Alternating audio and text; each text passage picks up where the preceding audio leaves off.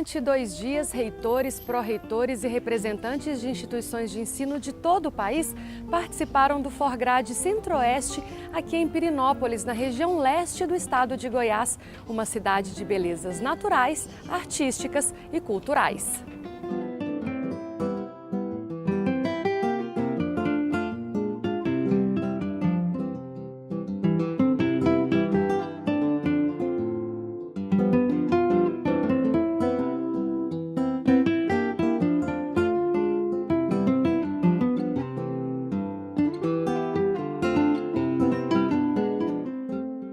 Tombada como conjunto arquitetônico, urbanístico, paisagístico e histórico pelo IPHAN, em 1989, o município conta com um centro histórico repleto de casarões e igrejas, como a matriz de Nossa Senhora do Rosário.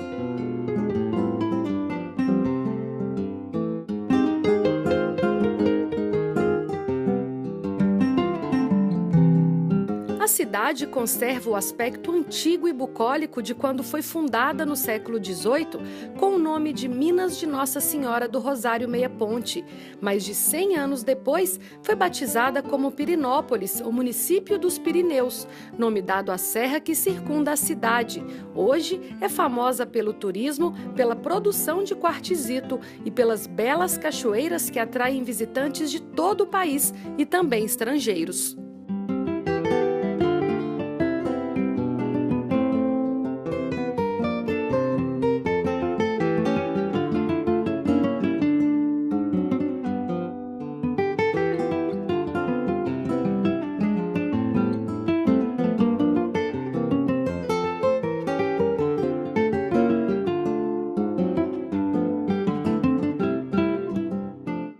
Este ano, o Forgrade Centro-Oeste abordou a educação à distância e as tecnologias da informação e da comunicação no ensino superior.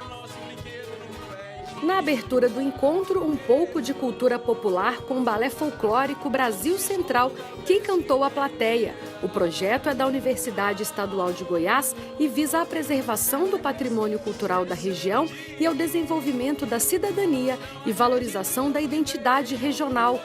O grupo é composto por 35 integrantes em Anápolis, com núcleos nas cidades de Pirenópolis e Goiânia. Entre eles, dançarinos, uma orquestra folclórica e pesquisadores que atuam de forma conjunta.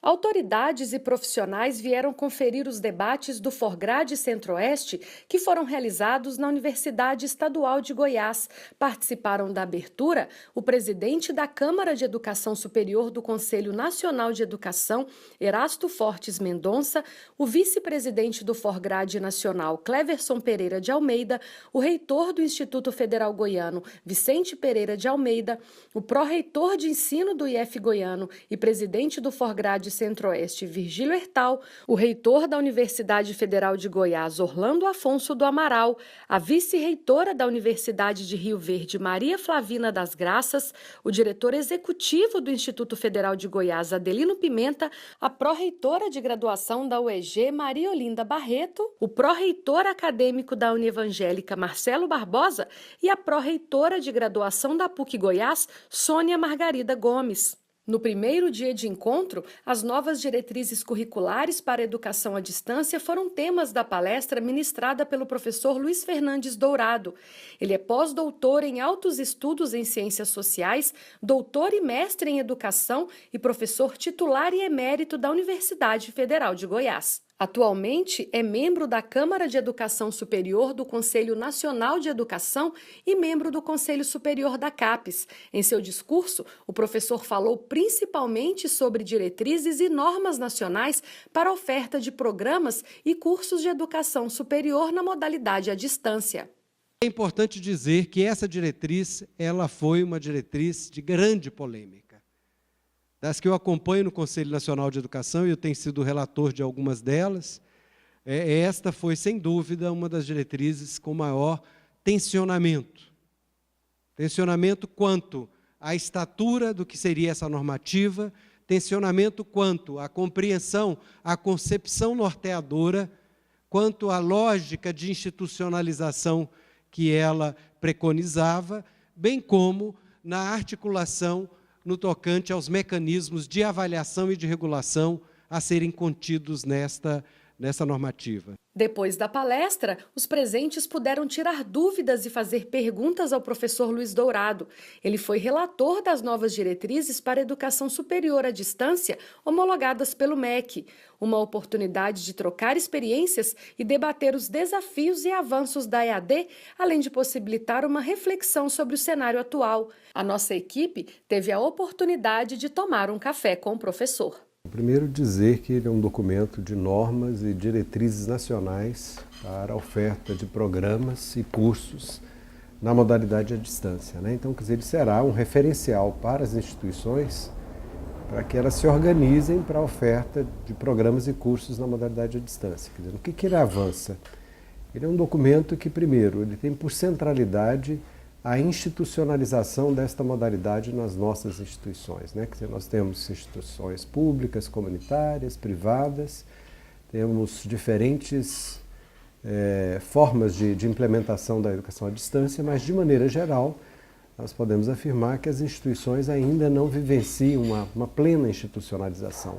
A EAD tem funcionado, ora vinculada à reitoria ou a uma unidade específica, né, mas ela não está disseminada no âmbito institucional. Então, quando a gente diz da institucionalização, primeiro é criar as condições, as prerrogativas para que a EAD de fato aconteça, né, quer dizer, aconteça com a garantia das suas condições objetivas. Então, o documento vai trazer isso, né, vai trazer quais são os passos, quais são os elementos para isso, sem prescindir, obviamente, da autonomia e da identidade institucional. É importante dizer que o texto traz modalidade porque é assim que a legislação define, né? A legislação define que a educação à distância é uma modalidade, mas a maneira como nós conceituamos a modalidade foi numa perspectiva ampla, ou seja, ela é uma possibilidade formativa no âmbito das instituições, por uma questão legal chamada de modalidade, mas ela não, neste caso,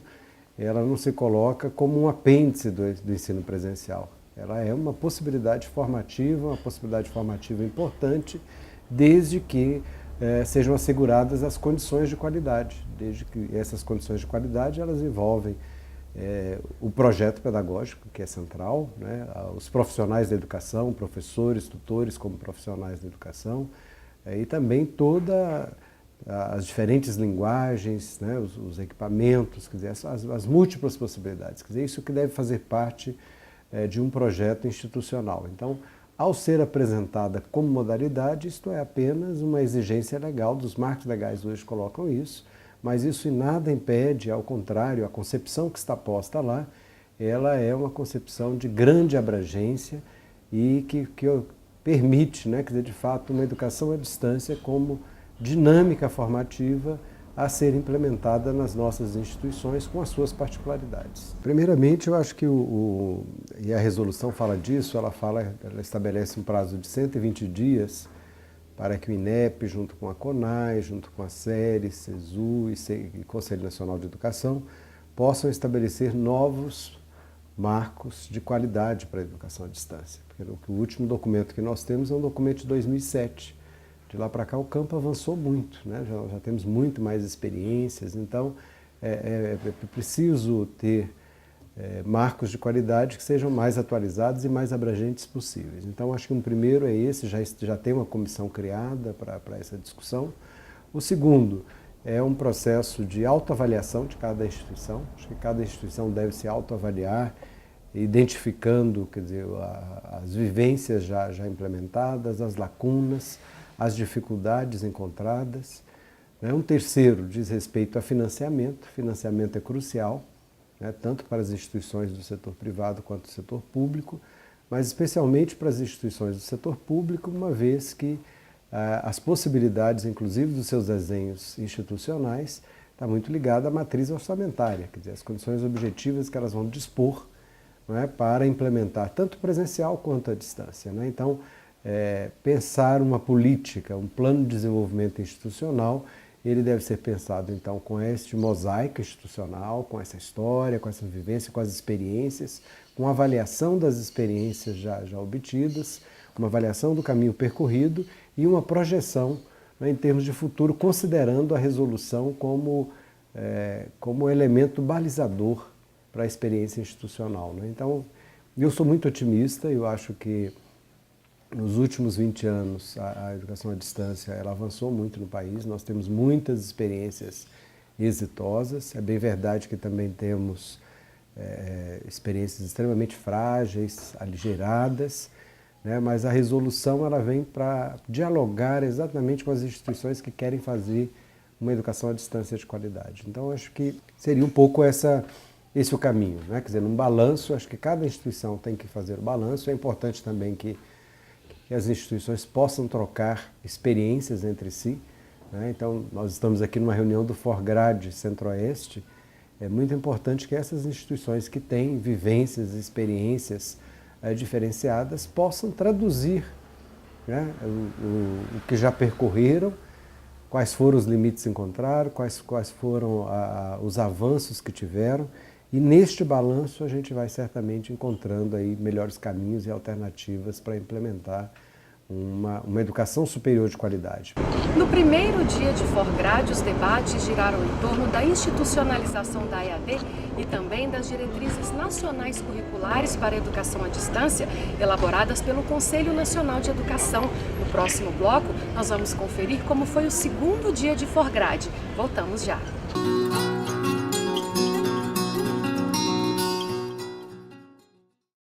Um atleta não chega muito longe sem um bom treinador.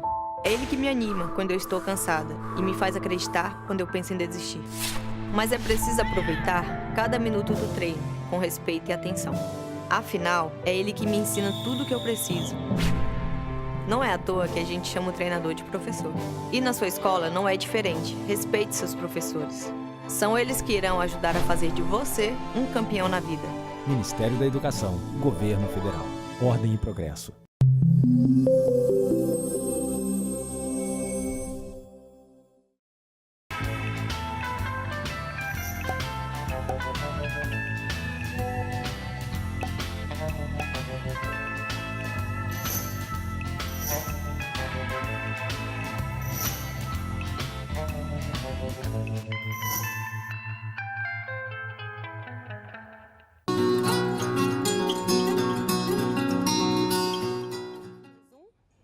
No segundo dia de Forgrade, professores de 4 instituições de ensino relataram suas experiências relacionadas à educação à distância. Além disso, foram realizados grupos de trabalho com 3 temáticas relevantes. Vamos ver. A manhã começou com a mesa composta pelas professoras Nara Pimentel, da Universidade de Brasília, e Blanca Martins Salvago, da Universidade Católica Dom Bosco, do Mato Grosso do Sul. Elas falaram sobre a atuação dessas instituições de ensino na educação à distância. Eu acho de fundamental importância que pró-reitores de graduação discutam essa temática que está ligada às tecnologias de comunicação e informação e à educação à distância. A mesa agora de manhã, ela teve por objetivo discutir experiências de educação à distância e principalmente experiências de instituições que usam a modalidade à distância. Nós tivemos na mesa 2 situações bem distintas. Uma abordagem mais de uma instituição pública de ensino superior, que tem todas as amarras e as lógicas ligadas aos programas e às políticas de Estado, né, de governo.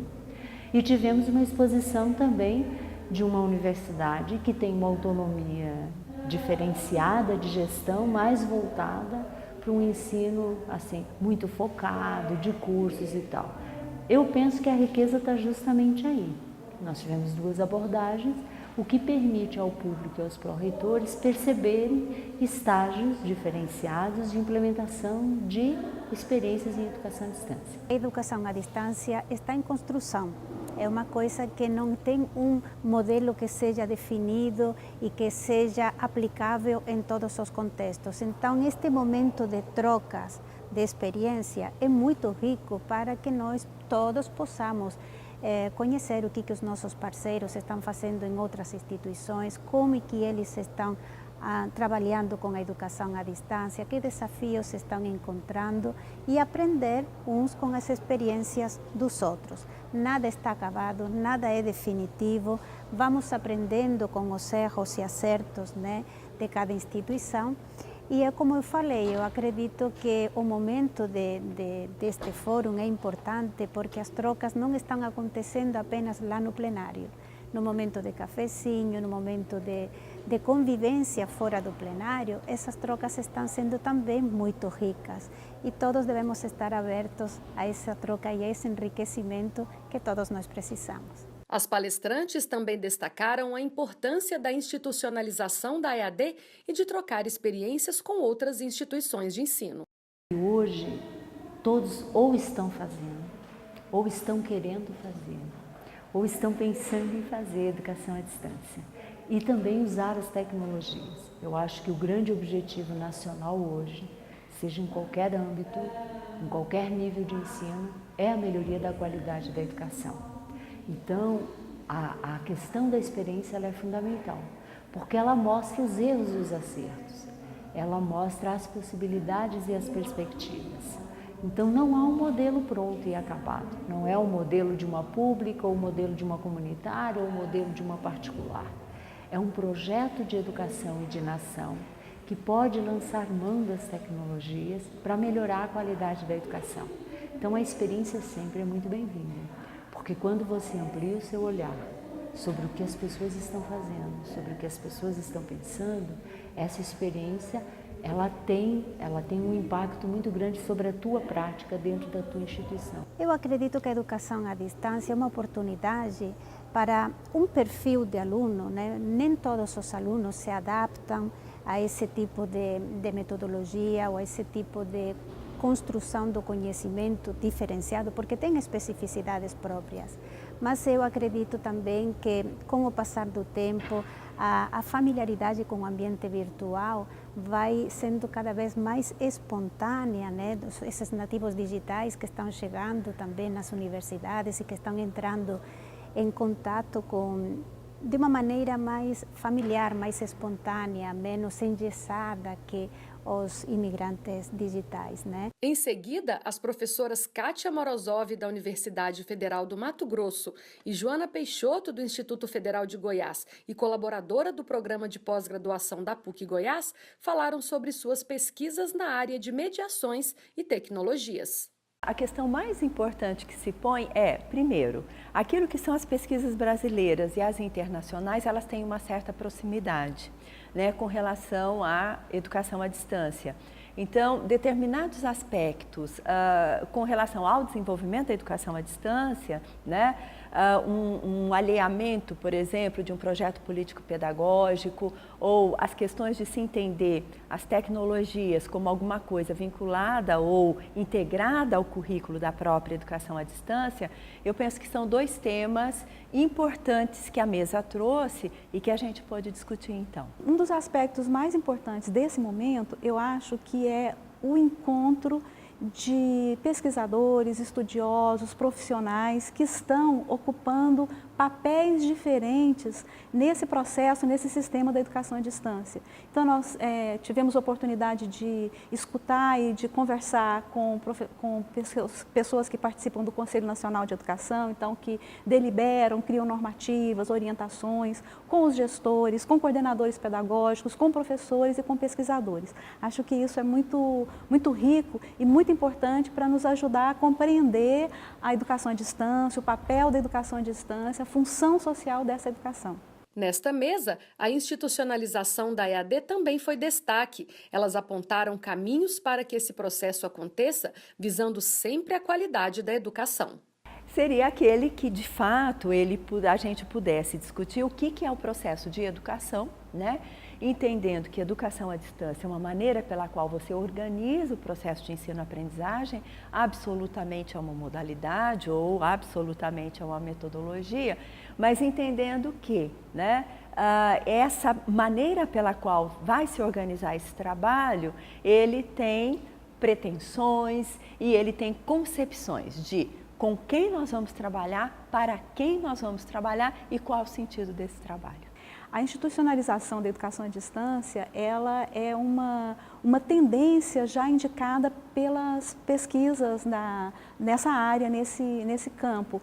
Então, é fruto dos estudos, das preocupações, das inquietações que nós observamos. Mas, principalmente, é fruto de uma lógica que se instalou a partir do sistema UAB, que foi instalado como um apêndice, como um elemento à parte dos sistemas das instituições. Então, hoje a gente vê que foi equivocada essa medida e a importância, então, de rever esse processo e essa forma de implantar a educação à distância numa instituição. Depois das mesas de discussão, foram formados grupos de trabalho, divididos em 3 temas: formação de professores e trabalho docente em educação à distância, 20% da modalidade semipresencial nos cursos presenciais e a EAD e o cumprimento das metas do Plano Nacional de Educação. Estarmos aqui refletindo, discutindo, vendo o que colegas estão fazendo, o que colegas estão pensando, os questionamentos que estão postos no tocante a esta matéria, realmente é vital para que façamos mais e melhor. Não é para, quando eu falo fazer mais, não necessariamente numa perspectiva quantitativa, mas fazermos mais por meio das nossas instituições, aprimoramentos, fazermos polimentos. E o fazer mais, embora possa parecer até um pouco contraditório, às vezes pode ser dar um passo atrás em alguma coisa que tenhamos avançado de forma muito rápida, muito acelerada e que eventualmente requeira de nós agora, coletivamente, uma pequena parada, um pequeno repensar de algumas coisas, até em função do cenário sociopolítico econômico no qual estamos inseridos presentemente. O vice-presidente do Forgrade ressaltou também a preocupação com a qualidade em um segmento que cresce rapidamente no país. É claro que a preocupação que está posta para todos nós que levamos educação superior a sério é a questão da qualidade, é a questão das interações, das relações humanas que estão postas nos processos de ensino-aprendizagem ou no processo de ensino-aprendizagem em educação superior. É claro que temos uma preocupação também de natureza básica, fundamental, com o tripé indissociável ensino, pesquisa e extensão, ainda que estejamos a falar sobre graduação predominantemente.